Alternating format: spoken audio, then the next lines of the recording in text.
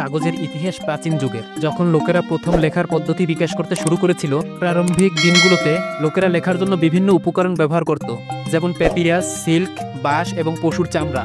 কাগজের উদ্ভাবনের কৃতিত্ব সাধারণত প্রাচীন চীনাদের দেওয়া হয়, যারা খ্রিস্টপূর্ব 2য় শতাব্দীর প্রথম দিকে উদ্ভিদের তন্তু থেকে কাগজ তৈরি করে। প্রথম কাগজটি তুঁত গাছের ছাল এবং অন্যান্য উদ্ভিদের তন্তু থেকে তৈরি করা হয়েছিল, যা সিদ্ধ করা হয়েছিল, থেতো করা হয়েছিল এবং তারপর শুকানোর জন্য পাতলা চাদরে ছড়িয়ে দেওয়া হয়েছিল।